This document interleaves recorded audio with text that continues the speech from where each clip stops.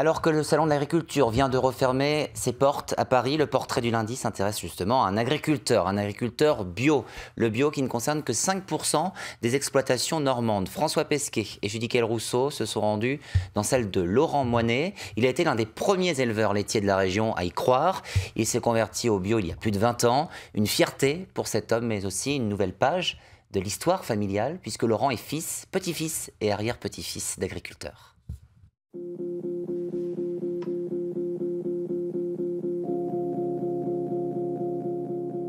Quand on regarde les bâtiments, rien que sur la taille des briques, on peut suivre l'histoire, l'évolution du bâti au fil des ans. S'inscrire dans la tradition, ça ne veut pas dire se figer. Ça veut dire avoir un pied dans le passé, tout en ayant le regard tourné vers l'avenir.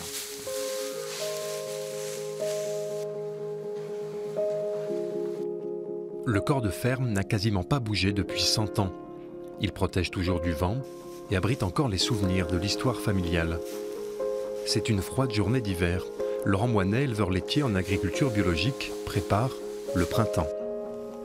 Du temps de mon grand-père, les vaches étaient à l'étable, attachées à la tâche. Là, le système de la stabulation libre, ça date des années 70. C'est ce qu'on appelle la litière accumulée, qui me sert, moi, d'engrais naturel. C'est ma seule source de fertilisant, c'est les purins et puis le fumier. Laurent Moinet a converti son exploitation en bio en 1996, par conviction écologiste, mais aussi pour lui donner un avenir. Faire perdurer l'activité de la ferme, c'était déjà la volonté de son père et de son grand-père avant lui.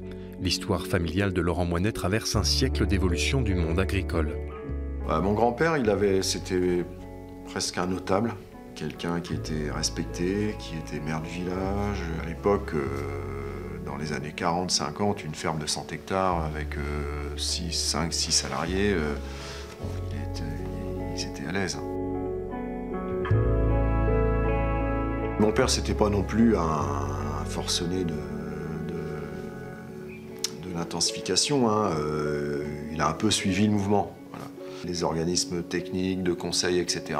disaient que il fallait tel chargement, tant d'animaux à l'hectare, qu'il fallait faire du maïs, qu'il fallait utiliser tel produit, etc. Enfin bon, c'est comme ça que l'agriculture a perdu son autonomie.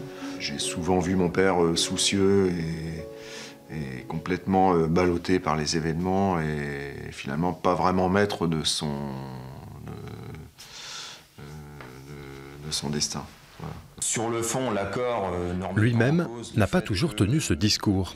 Laurent Moinet a d'abord travaillé comme conseiller à la Chambre d'agriculture. À l'époque, il ne dédaignait pas parler marché et productivité. Donc il faut certainement s'attendre encore, compte tenu des contraintes liées à l'élargissement des marchés, à la nécessité de faire des gains de productivité, de réduire les coûts, à une poursuite des mouvements de restructuration et donc très certainement une poursuite de la baisse du nombre d'emplois. L'agriculture a évolué de telle sorte qu'aujourd'hui, les agriculteurs sont à la fois à la merci des marchés mondiaux.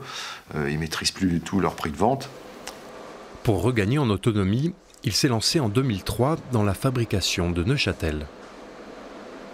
Cette pièce-là, c'est la salle de fabrication du fromage. Enfin, c'est le caillage là-bas au fond. L'activité représente aujourd'hui la moitié de son chiffre d'affaires et renoue l'air de rien avec l'histoire familiale ancienne. Mon père produisait du lait qui était vendu à l'industrie. Mon grand-père le faisait aussi. Il faut remonter vraiment aux vieilles générations du temps de mon arrière-grand-père pour retrouver l'époque où on écrémait le lait à la ferme et puis tout était transformé sur place.